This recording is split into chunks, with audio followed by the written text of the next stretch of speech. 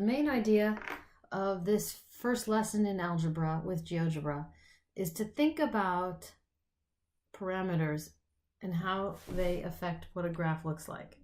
I'm going to type in a very common equation, ax squared plus bx plus c.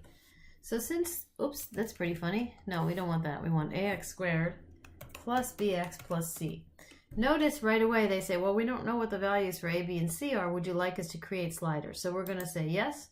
So we created sliders for a and b and c with a default of 1. And now we want to see, what does this function look like? The reason we can't really see it right now, I think, is, let's see, oh, this is 2. So we actually want to get out of 2. We don't even need this, do we? Let's just close that. There we go. Well, let's put back in our equation. There we go. So now what we have here in graphics 1 is the function x squared plus x plus 1. So now, as you can have seen probably before, you can move the a around, and you can move the b around, and you can move the c around, and each of these transformations has a different effect on what happens to the graph. So what we want to look at today is a closer look at what's really going on here. And this really involves some beautiful algebra. So let's start off with the value here of c. Okay, most people will say it, meaning I think the entire graph, right, goes up and down depending on the value of c.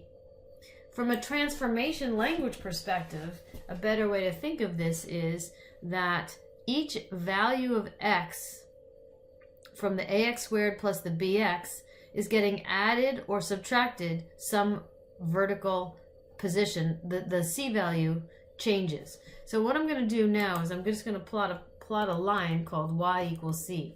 Okay, so now we can see that as this goes up and down,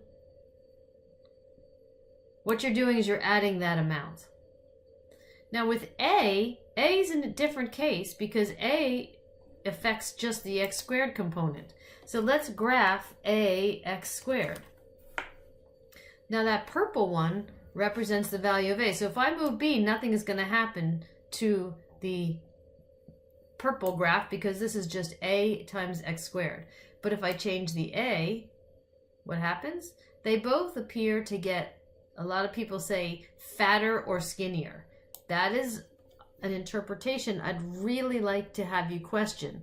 So first thing we're going to do is think about what's going on for individual points and why I might say that getting fatter or skinnier is not maybe the most healthy way to think about what's really going on here.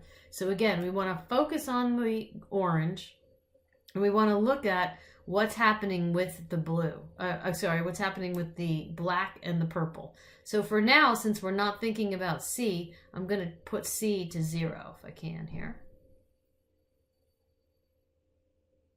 That's pretty close to 0. Okay, so if C is 0, now we can see that the A and the C is the one that's making a difference.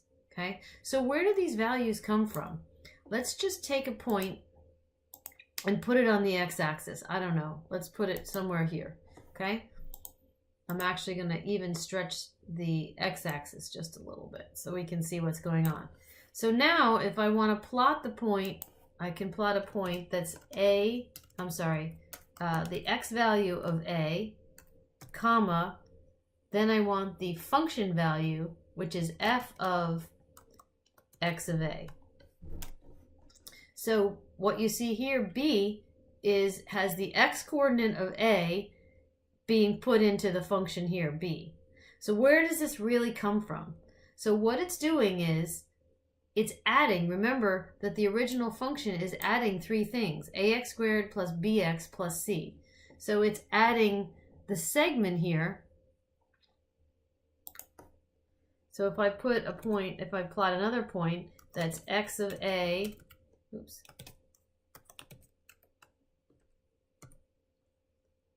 g of x of a. G, again, see, g is the value of just the constant. So this point B comes from taking the value of a to a of x, so we need one more point here, which is going to be x of a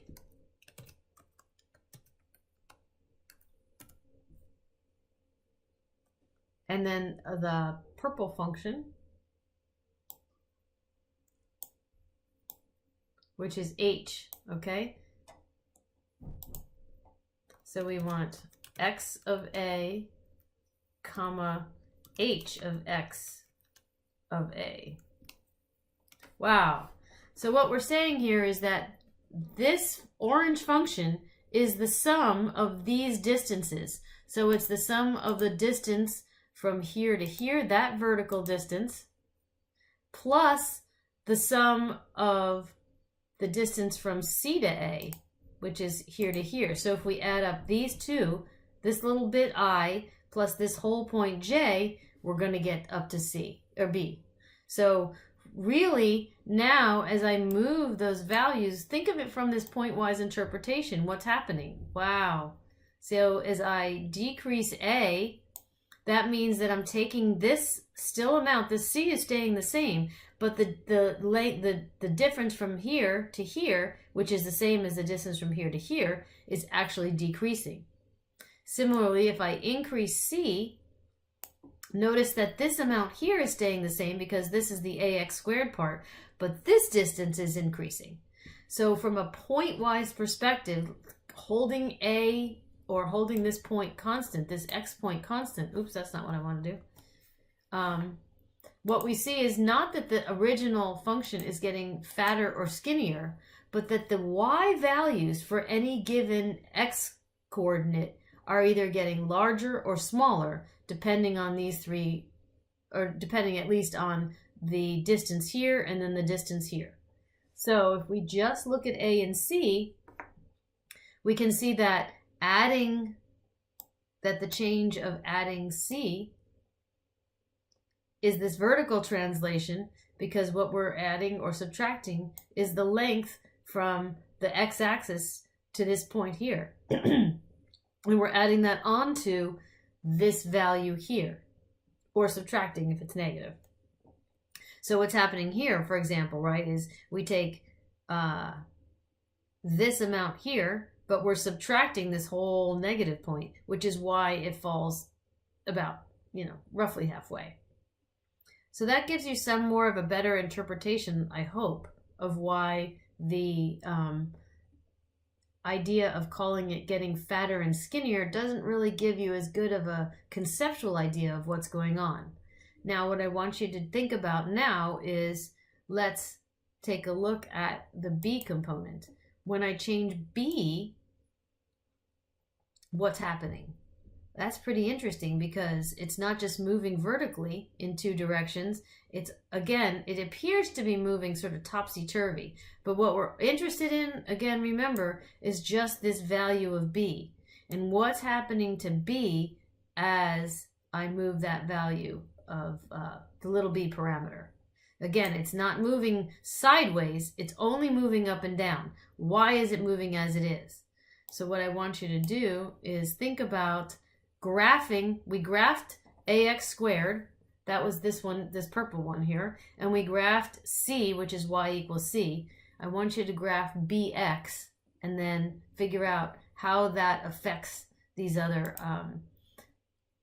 values, so that b goes up and down depending on the value.